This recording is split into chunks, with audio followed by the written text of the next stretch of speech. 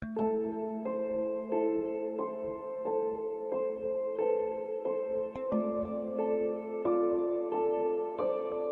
का जो टॉपिक है वो प्रिंसिपल ऑफ सुपरपोजिशन है। पिछले लेक्चर में हमने दो चार्जेस को पढ़ा था कि अगर दो चार्जेस हो हमारे पास और हमने ये फाइंड करना हो कि एक दूसरे पे कितना फोर्स अप्लाई कर रहे हैं, तो हमने कूलम लॉ को यूज़ किया और उसको यूज़ करके हमने फोर्स फाइंड की।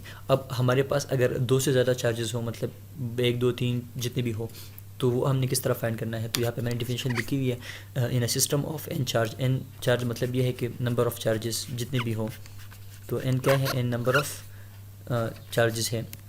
The net force on any one charge, किसी एक चार्ज पे is the vector sum of forces due to all other. तो सपोज़ हमारे पास ये 3 चार्ज है, ये 1 2 3।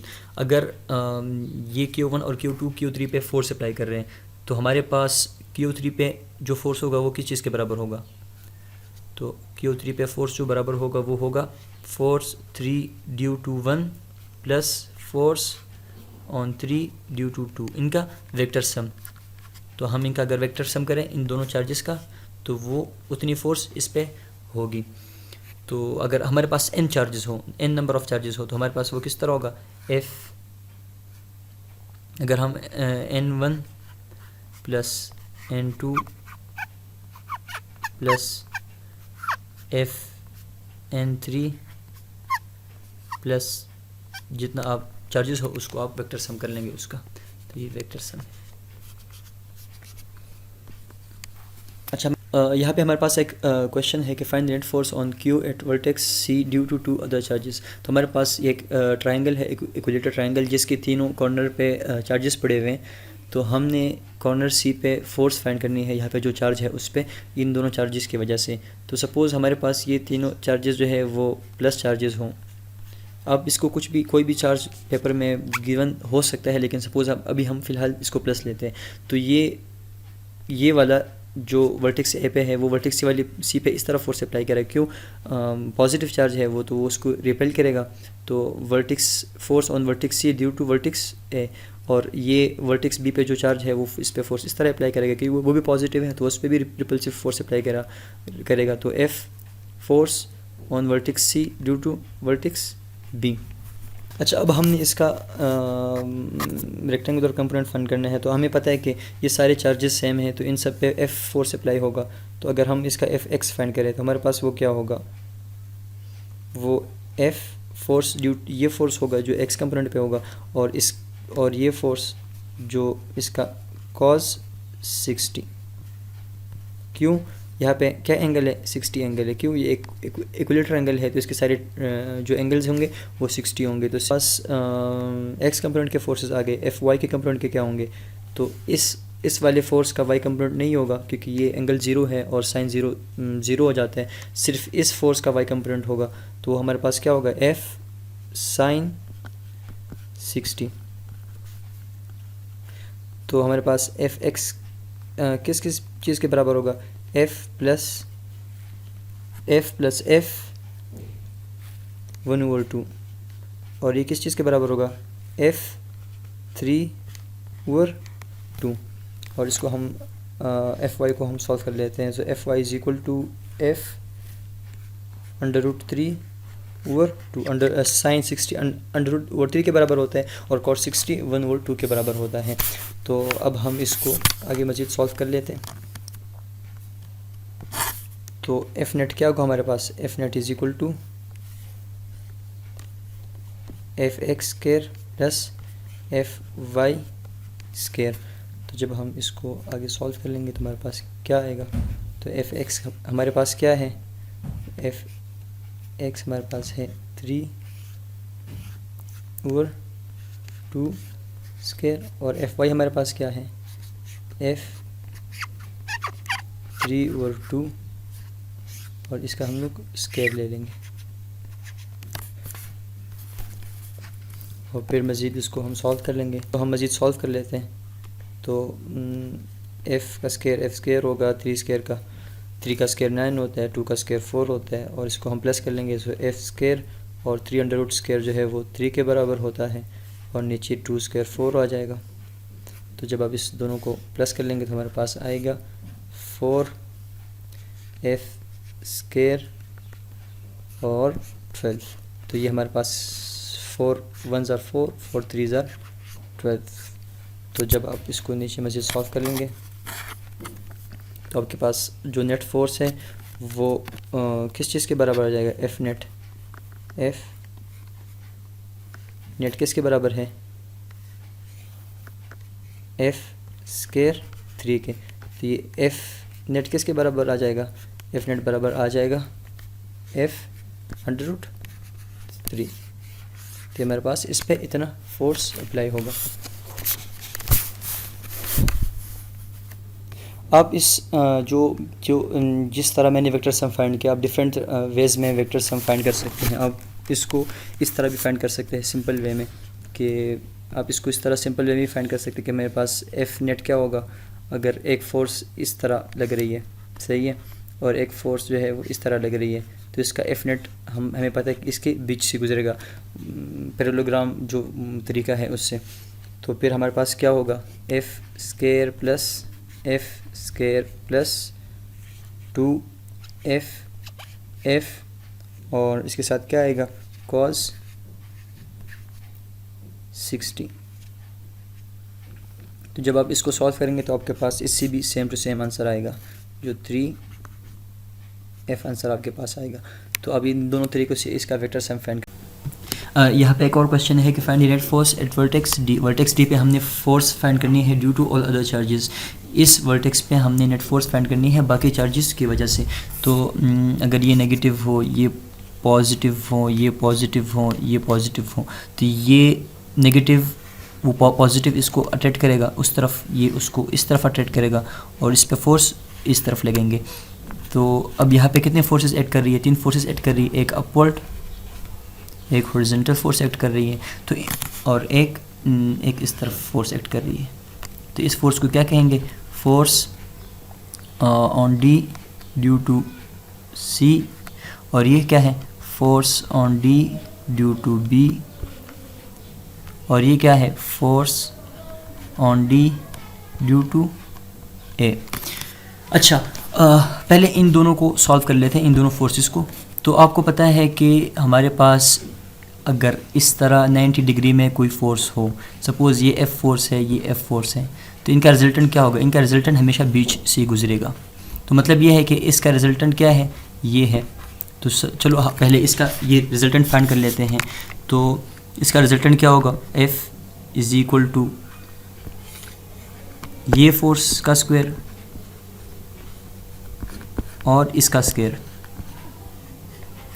तो हमारे पास ये क्या आ जाएगा, f√2। तो हमारे पास ये एक रिजल्टेंट आ गया इन दोनों फोर्सेस का। अब हमारे पास ये एक फोर्स बाकी है, तो अब हम इसको फाइंड कर लेते हैं। वैसे इसको फाइंड करने की ज़रूरत तो नहीं है, अगर हमारे पास ये इसका रिजल्टेंट है और ये दोनों सेम डायरेक्शन में है, तो इसको हम जस्ट सिंपली ऐड कर लेते हैं। तो ये दोनों हमारे पास सेम डायरेक्शन में है, सही है। तो ये force on D due to A और ये रिजल्टेंट फोर्स, इसको हम सिंपली ऐड कर लेते हैं। अच्छा, एक और चीज़ का ख्याल रखना है कि आपने ये इस चार्ज और इस चार्ज में क्या डिस्टेंस है, इस चार्ज में ये डिस्टेंस है, इतना डिस्टेंस है। तो ये डिस्टेंस हमारे पास कितनी है, वो ए और अंडर√2 है। किस तरह, पाइथागोरस थ्योरम से आप इसको फाइंड कर लेंगे, A square plus A square is equal to A under आ जाएगा। तो इसको आगे सॉल्व कर लेते हैं। तो F on D due to A हमारे पास क्या होगा, K Q square divided by R square होता है, तो अंडर√2 डिस्टेंस है, अंडर√2 डिस्टेंस है। तो हमारे पास ये क्या आ जाएगा, के क्यू डिवाइडेड बाई 2 अंडर√, तो अंडर ख़त्म हो जाएगा, उस स्क्वायर के साथ अंडर ख़त्म हो जाते हैं, और ए स्क्वायर। तो एक फोर्स ये आ गया। और रिजल्टेंट फोर्स हमारे पास क्या थी, रिजल्टेंट हमारे पास है K Q divided by A square under. और जिस तरह आपको मैंने कहा कि इन दोनों को हम ऐड कर लेंगे सिंपली, तो जब आप इसको ऐड कर लेंगे आपके पास जो नेट फोर्स होगा वर्टेक्स डी पे वो आ जाएगा। तो वो नेट फोर्स क्या हो जाएगा कि चलो इसको सही से कर लेते हैं, force on D due to B plus force on D due to C plus force on D due to A. तो ये इस दोनों का हमने रिजल्टेंट फाइंड किया था जो बराबर था √2f के, और इसका रिजल्टेंट किसके बराबर था के क्यू स्केयर ए 2 ये था।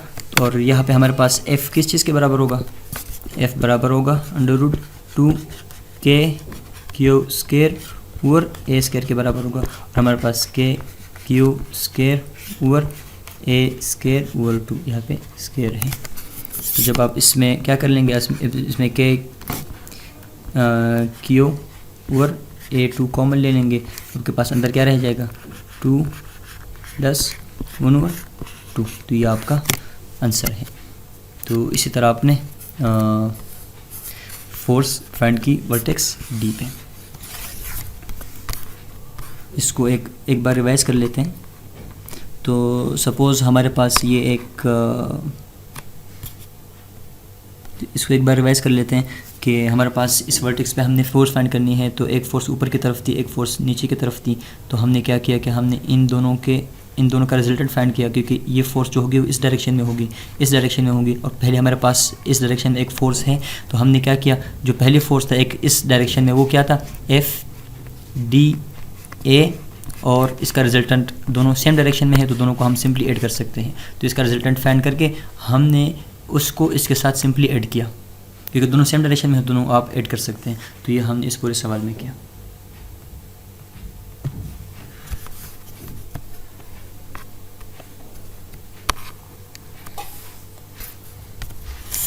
अच्छा, आपने कुछ चीज़ें याद रखनी है कि अगर जब आपको सिमेट्रिक चार्ज गिवन हो, सिमेट्रिक चार्ज का क्या मतलब है कि सपोज़ आपके पास ये एक स्क्वायर हो, रेक्टेंगल हो, जो भी शेप हो, यहाँ पे क्यू प्लस है, यहाँ पे क्यू प्लस है, और यहाँ पे क्यू प्लस है, यहाँ पे क्यू प्लस है, और यहाँ पे एक क्यू पड़ा हो, सही है। आपको पूछा जाए कि इस क्यू चार्ज पे, इस सेंटर पे क्यू पड़ा हो और वो नेगेटिव हो, तो उस पर आप फोर्स फाइंड करें।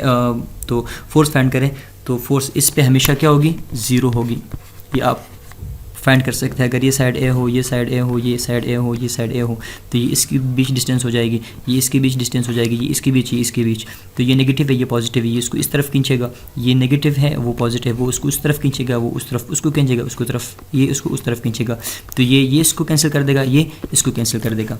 इस तरह अगर, तो ये इस पर नेट फोर्स क्या है, 0 है। क्यों, ये सिमेट्रिक है। इस तरह अगर आपको ट्रायंगल गिवन हो, यहाँ पे प्लस क्यू हो, यहाँ पे प्लस क्यू हो, यहाँ पे प्लस क्यू हो, और यहाँ पे बीच में एक नेगेटिव क्यू पड़ा हो, और आपसे पूछा जाए इस पे नेट फोर्स फाइंड करें, तो ये इसको इस तरफ खींचेगा, ये इसको इस तरफ, ये इसको इस तरफ। तो इस पे नेट फोर्स क्या होगा, इस पे नेट फोर्स 0 हो जाएगा। तो जब भी आपको सिमेट्रिक चार्जेस गिवन हो, तो आपने क्या करना है, इस तरह फाइंड करना है कि उस पर आपने फाइंड करने की ज़रूरत नहीं है, आपने सीधा कहना है कि उस पे नेट फोर्स क्या है, वो 0 हो। हाँ, अगर उसने आपको इस तरह दिया कि ये एक स्क्वायर है या रेक्टेंगल है, इस पे क्यू, यहाँ पे ये क्यू है, और यहाँ पे एक क्यू नेगेटिव है, और यहाँ पे प्लस क्यू है, यहाँ पे भी प्लस क्यू है।